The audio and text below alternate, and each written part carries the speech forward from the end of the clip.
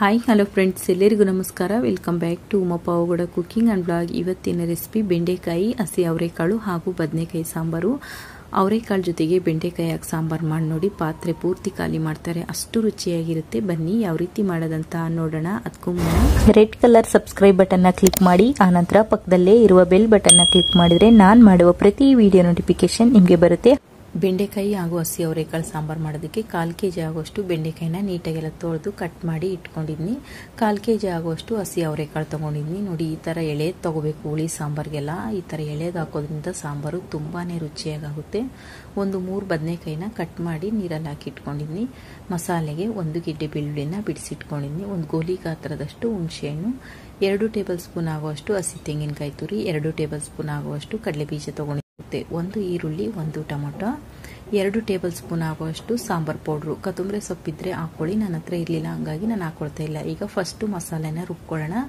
ಒಂದು ಮಿಕ್ಸಿ ಜಾರ್ಗೆ ಬೆಳ್ಳುಳ್ಳಿ, ಹುಣಸೆಹಣ್ಣು, ತೆಂಗಿನಕಾಯಿ, ಕಡಲೆ ಬೀಜ ಮತ್ತು ಟೊಮೊಟೊ, ಈರುಳ್ಳಿ, ಸಾಂಬಾರ್ ಪೌಡ್ರ್ ಎಲ್ಲ ಹಾಕ್ಕೊಂಡು ಸ್ವಲ್ಪ ನೀರು ಹಾಕ್ಕೊಂಡು ನುಣ್ಣಗೆ ರುಬ್ಕೊಳ್ಳೋಣ.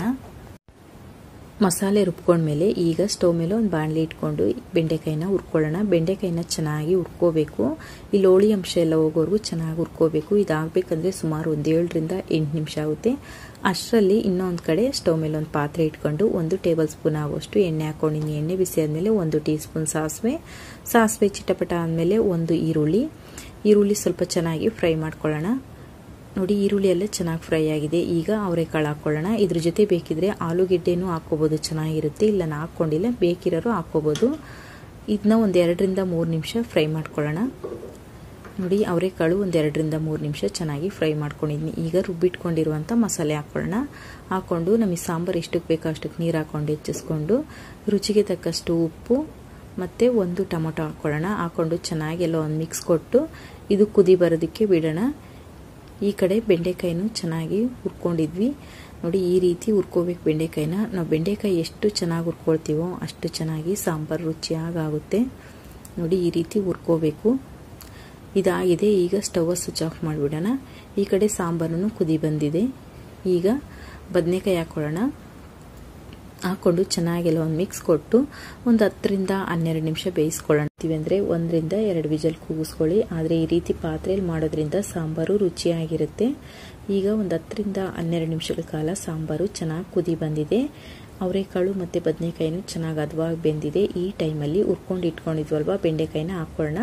ಹಾಕ್ಕೊಂಡು ಚೆನ್ನಾಗೆಲ್ಲ ಒಂದು ಮಿಕ್ಸ್ ಕೊಟ್ಟು 1 ರಿಂದ 3 ನಿಮಿಷ ಕುದಿಸ್ಕೊಳ್ಳೋಣ. ಜಾಸ್ತಿ ಬೇಡ, ಯಾಕಂದರೆ ಬೆಂಡೆಕಾಯಿನ ಚೆನ್ನಾಗಿ ಹುರ್ಕೊಂಡಿರೋದ್ರಿಂದ ಜಾಸ್ತಿ ಬೇಯಿಸ್ಕೊಂಡ್ರೆ ಬಾಯಿಗೆ ಸಿಗೋದಿಲ್ಲ, ಎಲ್ಲ ನುಣ್ಣಗಾಗುತ್ತೆ. ಹಾಗಾಗಿ 1 ರಿಂದ 3 ನಿಮಿಷ ಬೇಯಿಸ್ಕೊಳ್ಳೋಣ ಸಾಕು. ನೋಡಿ, ಸಾಂಬಾರು ರೆಡಿಯಾಗಿದೆ. ಈ ಸಾಂಬಾರು ನೋಡ್ತಾ ಇದ್ರೆ ಬಾಯಲ್ಲಿ ನೀರು ಬರೋದಂತೂ ಗ್ಯಾರಂಟಿ. ಅಷ್ಟು ಕಲರ್ಫುಲ್ಲಾಗಿ ಕಾಣ್ತಾ ಇದೆ ಸಾಂಬಾರು, ಮತ್ತು ಅಷ್ಟೇ ರುಚಿಯಾಗಿ ಬಂದಿತ್ತು ಸಾಂಬಾರು ಅಂತೂ. ಸುಮಾರು ಕಡೆ ಬೆಂಡೆಕಾಯಿ ಸಾಂಬಾರು ಅಂದರೆ ಮಸಾಲೆ ಇಟ್ಟು ಮಾಡ್ತಾರೆ. ಚಕ್ಕೆ, ಲವಂಗ, ಗಸಗಸೆ ಮತ್ತು ಶುಂಠಿ ಎಲ್ಲ ಹಾಕ್ಬಿಟ್ಟು ಮಸಾಲೆ ಇಟ್ಟು ಸಾಂಬಾರು ಮಾಡ್ತಾರೆ. ಆದರೆ ನಮ್ಮ ಕಡೆ ಈ ಚಕ್ಕೆ ಲವಂಗ ಎಲ್ಲ ಹಾಕಲ್ಲ. ನಾವು ಸಾಂಬಾರಿಗೆ ಹುಳಿ ಇಟ್ಟು ಸಾಂಬಾರು ಮಾಡ್ತೀವಿ.